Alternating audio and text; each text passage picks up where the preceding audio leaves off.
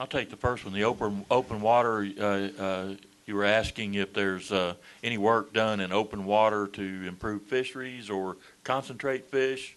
No, to actually have a river, say a river. Yeah, I don't think. I mean, we haven't really got anything like that per se. That we do put out, habitat, different kinds of structures to attract fish, but I don't think we have them separated anywhere that I can think of like that.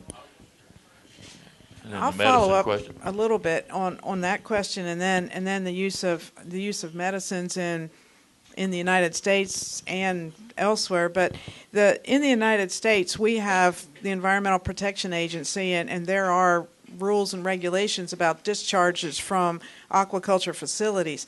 So they're fairly stringent regulations. If you have an open water, a net pen or a cage or some kind of a farming operation in an open water, the wastes are going right out into the environment.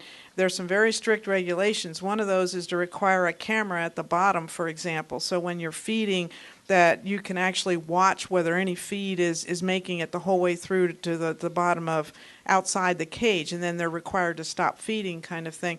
We don't have that in Arkansas. There are some salmon net pen farms off the coast of Maine that are coming back, and other than that, the big controversy nationally, there's a new offshore aquaculture act that's been kicking around in Washington now for several years that would develop some in the ocean, out in open water oceans off the coasts of the United States, down in the Gulf, but on both coasts, that would allow people to go out and develop those for some offshore aquaculture operations.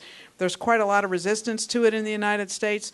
There was a fairly major investor put in a bluefin tuna farm off the west coast, built it off San Diego, had all the permits, invested a tremendous amount of money, and was starting to raise tuna on this facility off the coast. And then some laws were changed, so he just towed all of his operation down to Mexico. And so that same operation is now in Mexican waters, not in the United States.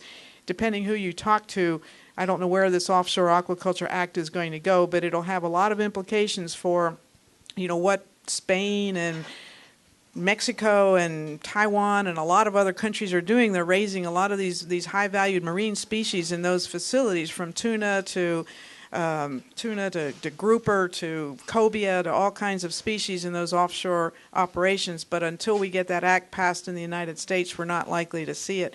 In terms of the use of antibiotics here in Arkansas, there's almost nothing being used in the state of Arkansas in terms of antibiotics. What we found out quite a few years ago for catfish, that one of the major bacterial infections of catfish, the most effective way to treat that bacterial infection is to simply take the fish off feed. They actually did better than if you spent the money to buy an approved antibiotic feed. They actually did better if they were just not fed. There's still a lot of debate as to why that happens, but our standard recommendation is just not to feed them, and they actually do better. And obviously you're not spending the money on expensive medications. There are very few antibiotics approved for use in aquaculture in the United States. Oxytetracycline is one of those, and there's a sulfur-based drug called Romat is the other one that's approved, and there's one other one that's been approved. Those are the only ones that are legal for use in the United States. They're really more expensive than what they're worth, and so there's very, very little antibiotic use of any sort in aquaculture in the United States. Now, that's not the case overseas. The imported product, they're using lots of antibiotics, and not just lots of antibiotics. They're using lots of antibiotics that are banned for use in food in the United States. Well, if I could address that, that's not an antibiotic. It's not a medicine.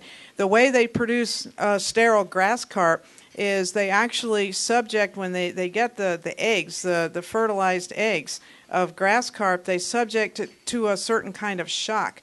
It's a combination of heat shock and heat shock and pressure shock. They actually have sort of it's not really a pressure cooker, but it's a pressurized device, and they can set different temperatures, and it's a combination of temperature and pressure shock to the eggs that causes the chromosomes of the fish to change to make them become triploid, and when they become triploid, then they're sterile. So it's not a medicine. It's a shock to the eggs that causes that change to happen to make triploid fish. They test each individual fish. The law for triploid grass carp is that each fish is inspected. It's inspected at the farm, and then a U.S. Fish and Wildlife Service inspector comes out and checks the lots of fish. If they fail, they have to turn everything back. One failure costs them tremendous amounts of money, so they work very, very hard to not fail those tests. If they fail 3 tests in a certain time period, they're banned from producing and selling those for, I forget how many years, and it's a very high, very stiff fine. So they work very, very hard to test every fish and make sure that it is indeed triploid. They have very sophisticated equipment. If you've been to Keogh, they use culture counters like they use in hospitals, but they also ship these fry off at a very, very early stage for another process called flow cytometry, and check the population. If it's anything less than 95, 98%, that the farm will put those into a diploid pond and a fertile pond to raise for broodstock and other things, and they won't even try to raise those out as for the triploid markets. It makes more business sense to do that.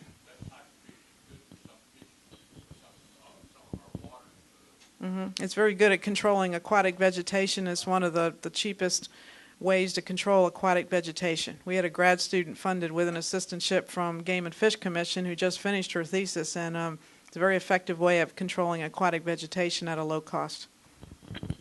Yes, sir.